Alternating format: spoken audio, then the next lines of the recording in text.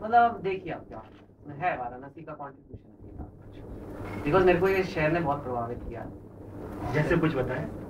मुझे लगता है कि यहाँ पे जो you know I don't know, I guess I have seen a lot of life, very few things move me now. मैंने I have seen fame, I have seen movies, books, सब देख चुका हूँ मैं। बड़ी कम जगहें ऐसी हैं जहाँ पे mind really gets feels something different, which a place like Varanasi, when I go to the ghats, when I see it, I feel a very spiritual connect with this place. I mean, that's all I can say. कि बहुत ही मेरे को प्रभाव पड़ता है यहाँ की।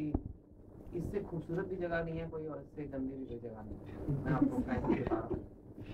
और ह्यूमन माइंड भी वही है हमारे, इसलिए ये जगह की अट्रैक्शन है, क्योंकि यहाँ पे आपको जैसे ह्यूमन माइंड चाहे तो बहुत स्वच्छ विचार रख सकता है या बहुत खराब विचार रख सकता है, उसी तरीके से यहाँ आपको दोनों देखने को मिलता है। ये कोई सिंगापुर की तरह परफेक्ट सिटी नहीं है, और ना ही ये ऐसी सिटी है कि जो बिल्कुल इधर इधर है। यहाँ दोनों है। You see absolute beauty in the morning when you go to see the aarti, and you see a lot of things that are not so beautiful. अच्छा, चेतन भगत कोई ऐसी कल्पना कर सकते हैं कि बनारस किस तरह का होना चाहिए? आप अभी देखो, उसमें दिवाली तक आप रुक जाओ, so it is based on मैं आगे आऊंगा दिवाली तक, आप देखना, आप करके फिर so it is primarily based on मैं बता नहीं सकता। so like it is about a youth or अरे बच्चा गर्भ में बार बार अल्ट्रासाउंड नहीं करना। दिवाली बोल दिया आपको दियोगे बस। और बनारस का लिंक है किताब में, बस इतना कह सकता हूँ, बनारस का लिंक है। आईटीबी जो छात्रों के टैलेंट के बारे में क्या कहेंगे, इनके एम्बिशन के बारे में? अच्छा है, देखिए इतना आए, इतना बैठ के मेरे से सुना, इनको ये नहीं है, एरोगेंस नहीं है कि ओके यू नो हम तो इतने अच्छे कॉलेज में, हमें ये क्या आके हमें बताएगा। You saw from the question, बहुत ह्यूमिलिटी से इन्होंने क्वेश्चन पूछे, इतने ऑनेस्टली इन्होंने क्वेश्चन पूछे, जो ये नहीं कि अब ये अच्छा लगेगा पूछते हुए। They just ask their deepest things, and I think these people will do well. I would love to know कि इनका क्या होता है, जरा प्लीज मेरे को जरूर कीजिएगा, और सब अंदर जाना ताकि। मिस्टर भगत, बनारस के बारे में आपसे ये जानना चाहूँगा, आप जैसे कह रहे हैं कि यहाँ पे आप आर्ट और हर तरह के फीलिंग्स को आपने नजदीक से देखा, आखिर क्या ऐसा कारण है? ये वर्ल्ड का सबसे पुराना ओल्डेस्ट सिटी है, मतलब हिस्ट्री से भी पुराना ये शहर है। आपने यहाँ क्या ऐसा महसूस किया, और क्या आपने ऐसा फील किया स्पिरिचुअल से लेकर के अच्छी से बुरी चीजें आप सब आपको एक साथ मिली? I mean, I feel God's presence here. When I go there, I feel that God is there. I feel that. I have not felt that in other cities so much. And I don't know what the reason is. Maybe because it's thousands of years of faith. It's just the faith. You know, the people who come to the ghats, जो घाट पे आते हैं, वो इतनी निष्ठा, इतना faith लेकर आते हैं कि उससे ना प्रभावित होना असंभव है। You know, कि अगर एक फेथ पे you know it moves कि लोगों का जो इतनी दूर से बेचारे, कई लोग हम लोग तो अच्छे होटलों में रह रहे हैं, लेकिन कई लोग कहाँ से आते हैं, कहीं भी सो जाते हैं कहीं, लेकिन एक बार बनारस जाके आते हैं, उनके मन में ये होती है। देखिए, इंडिया में बहुत सी हिस्टोरिकल सिटीज है, स्पिरिचुअल सिटीज है, गॉड की सिटीज है। क्या आपको ऐसा नहीं लगता है कि बनारस में कुछ ऐसा मैग्नेटिक फील्ड है जो यहाँ पे? मैं बता रहा हूँ, मेरे को समथिंग इज देयर। अब I as a writer also मैं शब्दों में शायद नहीं बता पा रहा, लेकिन हो सकता है जब तक मैं ये पूरी किताब लिखूंगा मेरे को आंसर मिल भी जाएगा कि what is it, but there is something you know. जो शहर सारी दुनिया को कहता है कि अपने पाप यहाँ आके धो लो, उस शहर के लोगों का क्या है? इतना बड़ा दिल किसी का हो सकता है क्या भाई, और अपने सारे पाप यहाँ धो जाएंगे। आपने कहा कि आपने अपनी नौकरी छोड़ के रिस्क लिया और राइटर बने, तो ऐसा रिस्क युवाओं को कितना आप कहते हैं कि लें? ध्यान से, मैंने नौकरी कई साल करी, काफ़ी अपनी सेविंग्स करी, और जब मेरी 1-2 किताबें हिट हुई तभी मैं गलत सुझाव नहीं दूंगा कि कूद जाओ। अच्छा भगत साहब, आप आस्तिक हैं या भगवान से आपको डर लगता है? नहीं, हम डर की बात नहीं है, नहीं, आई हैव फेथ, आस्तिक हैं हम। और ऐसे जितना बनारस आके आप आध्यात्मिक हो गए या पहले से ही आध्यात्मिक? पहले से ही थोड़े। अच्छा, पहले से ही थोड़े। मेरी 4 किताबें जो हैं उसमें जो मेन नरेटर का नाम कृष्णा से है, और अगली में भी है। तो देयर इज ऑलवेज दिस जो मेरे साथ हुआ भी है मेरी लाइफ में, इतने सारे बच्चों से जुड़ जाना ऑल ओवर द कंट्री, एक किताब लिखना जो कोई छाप मिला, फिर उसकी फिल्म बनना, जो आज तक ऐसी इतनी बड़ी कोई फिल्म ही नहीं बनी, वो सब होना। ये अगर मैं नहीं भगवान में विश्वास रखूंगा तो फिर कौन? मिस्टर भगत, जैसे कि आप पहले सर्विस करते थे, आप बेसिकली राइटर नहीं थे, आखिर ये राइटर बनने के लिए आपको प्रेरणा कहाँ से? शौक के लिए थी, मतलब ऐसे कभी प्रोफेशनल राइटर का कभी था नहीं। जैसे मैं बता रहा हूँ, प्रोफेशनल मोटिवेशनल स्पीकर कभी नहीं था कि मैं मोटिवेशनल स्पीकर बन जाऊंगा, बट लेकिन चीजें आपकी लिखी होती आलोचना हैं, बहुत ये होगी। It is written. आप बनारस पे लिखेंगे तो आपकी आलोचना बहुत होगी कि भगवान से डरते हैं। नहीं, ऐसा नहीं। देखिए, मैं लिखूंगा तो यूथ पे, मेरा टेक अलग ही होगा। मेरे को वैसे बनारस पे 100 किताबें आ चुकी हैं आज तक, कम से कम, और लाखों आर्टिकल आ चुके हैं, लेकिन फिर भी मैं कुछ वो कैप्चर करूंगा जो So if the जो आज तक वो character नहीं कर would be पाए। living in Banaras? आप मैडम, आप बार अल्ट्रासाउंड अब मैं नहीं बताऊंगा, मेरी वाइफ को नहीं पता तो आप क्या बताओ, किसी को नहीं पता क्या हो रहा है। देखिए, मैं अल्ट्रासाउंड नहीं कर रहा हूँ, हाँ, लेकिन आपको मैं एक थोड़ा सा जो आपकी फीलिंग है उसको मैं टच कर रहा हूँ। हाँ, नहीं, फीलिंग मेरे को बता रहा हूँ कि I have all the choice, but there is something about this city which is there, and I think all of India can learn something from it. मेरे को वही लगता है कि इंडियन दोबारा नहीं सोचते कि जाओ बनारस जाके पाप धुआते हैं, तो जो लोग वहाँ पे बैठे हैं वहाँ पे कितने पाप आप छोड़ के आते तो और पापी हो गया वो पाप नहीं, तो मतलब एक कभी सोचा लोगों ने उनके बारे में कि वो लोग कैसे हैं, उनका शहर आप बार जाके, गंगा की दुर्दशा पे भी कुछ। हाँ, तो आप ऐसे करे जा रहे हो, तो उन लोगों का क्या है वो, अगर आप लोग सारे बोलोगे चलिए भाई दिल्ली जाके गन मचा के आ जाते हैं या पाप धुआते हैं वहाँ पे, तो वो लोगों को कैसे लगेगा, पर यहाँ के लोगों ने तो कभी कंप्लेन नहीं की। अच्छा, बॉलीवुड पे कोई और स्टोरी लिख रहे हैं कोई फिल्म? मेरी फिल्में बन रही हैं जो 2 में, 3 मिस्टेक्स और 2 stakes. So which mistakes you would not like to repeat which you have committed? जो हो गई गलती अब वो हो गई, अब वो तो पार्ट बन जाता है, पर अब आगे नई गलतियां करेंगे ना, गलतियां तो कभी बंद नहीं होंगी, होपफुली वो जो हुई हैं वो नहीं। So which 3 mistakes which you have made in your life? बहुत सी आई थिंक मेरे को थोड़ा एक बताता हूँ, जैसे मेरे को लगता है मुझे लिबरल आर्ट्स ह्यूमैनिटीज के सब्जेक्ट थोड़े ज़्यादा पढ़ने चाहिए थे। हमारे आईआईटी में भी अवेलेबल थे एज इलेक्टिव कोर्सेज, लेकिन उस टाइम अब पता थोड़ा था कि मैं राइटर बनने वाला हूँ, पर अगर उस टाइम कर लिए होते तो शायद थोड़ा आज बेनिफिट होता है, थोड़ा लिटरेचर अपने बचपन में थोड़ा ज़्यादा पढ़ लेते कई बार लगता है, शायद फिर बुकर प्राइज भी मिल जाता। ठीक है, मैं आपसे जो क्वेश्चन करना चाह रहा हूँ ये अल्ट्रासाउंड से रिलेटेड नहीं है। हाँ, नहीं आपको कोई बात नहीं। बहरहाल, हाँ, यहाँ के जो लोग हैं उनके बारे में आपकी फीलिंग कैसी है, यहाँ का जो एक लाइफ स्टाइल है? मैं कह रहा हूँ generosity is the first quality that comes, because any city that allows the world to wash their sins has to be the most generous place on earth. So I think that is the one quality that is coming in.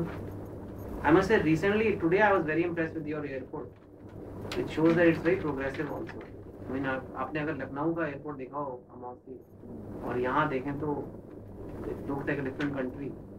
So I'm very impressed that people are progressing, and I think I still feel there is a lot more to Banaras that people actually think. लेकिन यहाँ दंगे भी हुए हैं। हुए हैं हर जगह, जहाँ पे जो चीज़ अच्छी होती है वहाँ पे लोग खराब करने की कोशिश करते हैं। बॉम्बे में भी हुए हैं जहाँ हम रहते हैं, तो जो अच्छी चीज़ है उसको लोग बिगाड़ना आसान होता है। So you had spent some time here to write something. I have come here many times. एक बार तो उन्हीं के साथ आए थे लास्ट ईयर, फिर एक बार BHU में टॉक दिया था मैंने। 2 years. भगत जी, आप But you did not stay here for a long time. But I will be coming. आखिरी क्वेश्चन, गंगा के किनारे आप गए, वहाँ बैठे, तो आपको आपकी रियल फीलिंग क्या रही? मैं बताता हूँ, मैं गंगा किनारे गया तो मेरे साथ क्या हुआ। मैं पिछली बार आया था तो मैं आरती के लिए सुबह गया, तो वहाँ पे वो एक घाट पे सुबह मैं बैठ के मैं थोड़ा प्राणायाम और योगा कर रहा था, तो आंखें बंद करके हम कर रहे थे। मैं उठा तो मेरे सामने पानी में एक बोट और सारे जापानी टूरिस्ट खटखट मेरी फोटो खींच रहे हैं, और गाइड ने कह रहा है see Indian yoga, this is what Indian yoga. तो मेरे को कहता है प्लीज कीप डूइंग, तो that is why memory of Banaras. ये आपकी रियल लास्ट टाइम में आया था। रियल फीलिंग गंगा के किनारे आपको महसूस कैसा हुआ? मेरे को यही हुआ कि I wish I want to have a purer soul. I wish मेरी जो दुनिया है, ये बॉलीवुड और ये बुक्स और ये it is easy to forget spirituality. It's easy to forget God in that world. So when I come here, I feel that this is real, this is more real. So that's what my feeling is कि ये सच है. और in fact आप 6:30 बजे press conference लगी है, लेकिन तो 6:30 बजे आरती थी वहाँ पे. अगर आप तो अभी प्रेस कॉन के बाद हम बोट राइड पे ही जाएंगे, वहाँ पे आरती तो हो गई. तो ये जो आपकी जो वैसे मैं आपकी किताब के बारे में बहुत कुछ जानती हूँ. एक सवाल है, चेतन भगत जी, पूरा विश्व भ्रष्टाचार आतंकवाद की चक्कर में, क्या चेतन भगत कुछ इस सिलसिले में कुछ ऐसा करना चाहते हो? मैं कॉलम्स लिखता हूँ जो आई थिंक भास्कर टाइम्स यहाँ पे आता है, भास्कर यहाँ नहीं आता. कोशिश कर रहे हैं जहाँ तक हो सके. Very big coverage. Times of India all editions है, संडे को आता है, और भास्कर भी some 2-3 crore circulation. So it's I am trying. मेरे लिए मेन थिंग इज टू जितने युवा पीढ़ी को समझ आए ये बात. अभी हाल ही में मैंने लिखा कि क्यों है ये, अभी तो एक्सपोज हुआ भ्रष्टाचार, लेकिन ये सब क्यों घूम रहे हैं? कलमाड़ी साहब, चौहान साहब, आपके राजा, सब अकेले घूम रहे हैं. हो सकता है आज पार्टी पे जा रहे होंगे, जबकि इतना हुआ. Why is it? क्योंकि जो CBC है अभी उसकी 90 डेज डेडलाइन मिस हो गई कॉमनवेल्थ गेम्स रिपोर्ट की. CBI की रेड तो मतलब CBI का डायरेक्टर अपॉइंट करते हैं पॉलिटिशियन, तो आओ जैसे CBI आती तो चाय पीने आती है आपके घर, वो रेड है. इट इज लाइक आप अपने नौकर को बोल रहे हो कि आप हमारा ट्रायल करो, आप अपनी मेड को बोल रहे हो कि चलो यार हमने गलत किया, मैं हमारी सजा दो, देगी आपको. CBI और पॉलिटिशियन का ये रिश्ता है. तो ये डेमोक्रेसी है ही नहीं. हम बच्चों को गलत सिखाते हैं कि हम डेमोक्रेसी में नेता जो है वो लोगों को आंसरेबल होता है. हम राजा चुनते हैं लेकिन राजा चुनते हैं. एक राजा नहीं तो दूसरा राजा आता है, लेकिन एक बार राजा आ गया तो राजा के ऊपर कोई कानून नहीं. राजा का जो मन है वो करता है. एक किंग की तरह वो रहते हैं. And that is why the law has to be passed and citizens have to be aware कि without this law we will not even have a democracy. Forget it is not important Mr. Kalmadi को क्या हो ये अगर नहीं हमने address किया तो कल को 20 और स्कैम, बिकॉज कोई कुछ भी करे. आप बंदूक थमा के दे रहे हो कि, और चुनाव इसलिए कि इसको बंदूक दे कि उसको बंदूक दे. कोई देख नहीं रहा है कि वो किसको you are giving सारे मामले में एक राइटर चेतन भगत मनमोहन सिंह को किस तरह असेसमेंट कर रहा है, वो क्या है? मैं वही कह रहा हूँ कि अगर वो गवर्नमेंट में है तो एक बड़ा टफ डिसीजन नेताओं को लेना है हमारे देश में कि अपनी पावर घटानी है. एक पॉलिटिकल अकाउंटेबिलिटी बिल पास करना पड़ेगा. That is the specific thing कि जो जैसे हमारा सुप्रीम कोर्ट अलग है गवर्नमेंट से, तो वो जो मर्जी कहता है उससे बहुत फायदा हो रहा है because they are helping keep the justice. There must be somebody who can convict the politicians, जिसका director is not coming from the you can't have somebody who is appointed by the politician. जैसे election commissioner अलग होता है, supreme court अलग है, तो जब नेता गलती करते हैं आप तो प्रोसिक्यूट ही नहीं कर सकते उसे. तो आप अनचेक्ड पावर दे रहे हो. तो आप कह रहे हो कि हम राजा चुनेंगे, हमें नेता नहीं. भगत जी, आज के 20 साल पहले जो पॉलिटिशियंस चुने जाते थे और जो आज के टाइम में पॉलिटिशियंस चुने जा रहे हैं या पार्टियां जिनकी तरफ ज्यादा झुकाव है, आप क्या फर्क महसूस कर रहे हैं? सिमिलर ही अभी भी ज्यादातर, इतना फर्क नहीं आया है, पर कुछ जगहों पे जैसे बिहार में, गुजरात में there is some science, early science कि जिन्होंने अच्छा काम किया उन्हें दोबारा चुना. नॉर्मली ये नहीं होता. तो वो एक पॉजिटिव चीज हुई है जो 20 साल पहले नहीं थी. दूसरा एक्सपोजर ज्यादा हो गया, जैसे ये स्कैम्स वगैरह खुल के आ रहे हैं. अब इनका क्या चुनाव पे फर्क पड़ता है ये अब इंडिया को देखना है. अगर मीडिया वाले चिल्लाते रह गए स्कैम के बारे में और लोगों ने वोट अपने वही डाले, so then there is something to worry कि कुछ नहीं बदला. बेसिकली लोगों ने, पब्लिक बहुत सहनशील, उदार भी. लेकिन एक शरीफ आदमी पॉलिटिक्स से दूर क्यों? पब्लिक को पता ही नहीं है कि प्रजातंत्र है. क्या चेतन भगत भी कभी राजनीति में आना चाहेंगे? नहीं, अभी तो बेसिकली आपके मोटिवेशनल स्पीकिंग और राइटिंग. बेसिकली आइडियोलॉजी आपकी क्या है? अच्छा, एक प्रगतिशील देश हो और लोग सच्चाई से काम करें, मतलब इसमें कोई बहुत जबरदस्त आइडियोलॉजी नहीं है सर. जब कोई अगर आप 5 लोग एक घर लेते हैं, 5 लड़के जैसे इनकी जॉब लगती है, एक फ्लैट में रहते हैं बॉम्बे में, तो एक अनरिटन रूल होता है कि यार एक दूसरे से चोरी नहीं करेंगे. अगर कोई वो कि नहीं कोई किसी का बटुआ चुरा रहा है, कोई किसी का कंप्यूटर चुरा रहा है, घर चल सकता है? नहीं चल सकता।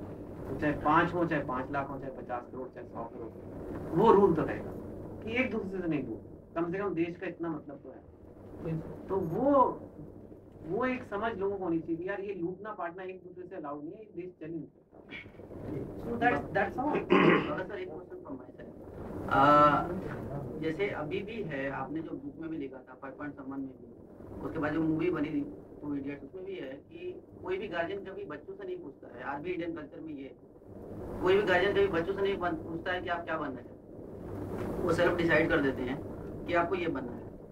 और इसके बारे में आपका क्या गाइडेंस, बिकॉज आज भी हमारे यहाँ का अभी जो है ईयरली इनकम 46,000 जो एक आया है अभी डेटा में, तो आज भी लोगों के जो सपने होते हैं अपने बच्चों में देखा करते हैं, तो वो प्रॉपरली बच्चा डायग्नोस नहीं कर पाता है कि उसे क्या बनना है, वो फादर के द्वारा इम्पोज किया जाता है और उसी के लिए वो मूव करेगा। आपका क्या? हम सोचना नहीं सिखाते अभी, हमारे एजुकेशन सिस्टम में बच्चों को खुद से सोचना नहीं सिखाते, हम रट्टे लगवाना सिखाते हैं एग्जाम। और जो पिछली जनरेशन है, हो सकता है उन्हें आज के भारत के बारे में इतनी समझ ना हो। 20-30 साल पहले एक ही सपना होता था कि सरकारी नौकरी लग जाए, PWD में जॉब लग जाए, बैठे रहो। हाँ, बिकॉज अगर वो नहीं लगेगी तो आप एकदम ही गरीब हो जाओगे, आप एकदम हमारे देश में सब लोग बच्चों को इंजीनियर डॉक्टर क्यों बनाना चाहते हैं? ऐसा थोड़ा ना कि इंजीनियर डॉक्टर का इंटरेस्ट है लोगों को, इसलिए कि उसके बाद नौकरी अच्छी लग जाती है। That is the main it. ये थोड़ा कि इंजीनियरिंग नॉलेज की लोगों को बहुत तलाश है कि हाँ हमारा बच्चा इंजीनियर बने, कुछ इन्वेंट करे, या कि यार कर लो यार नौकरी तो लग जाएगी तुम्हारी, ये रीजन है। So that very security conscious and that if it is imposed on the kids, then the kids are not able to think, and neither in the school they are able to think. So idea is to encourage independent thinking amongst children. वही तो काम है motivation speaker. तो बच्चों के लिए क्या अभी जो हमारे बड़ी स्टार्टिंग में ये कि स्टार्ट थिंकिंग फॉर योरसेल्फ, खुद के लिए सोचिए, दुनिया को समझिए, इंटरेस्ट लीजिए दुनिया में। चलिए सर खत्म करें। विशाल जी और दे दिए सबको पूछने का। आप लोग आ जाइए। What is your involvement? एक में स्क्रिप्ट लिख रहा हूँ 3 मिस्टेक्स में, और दूसरी में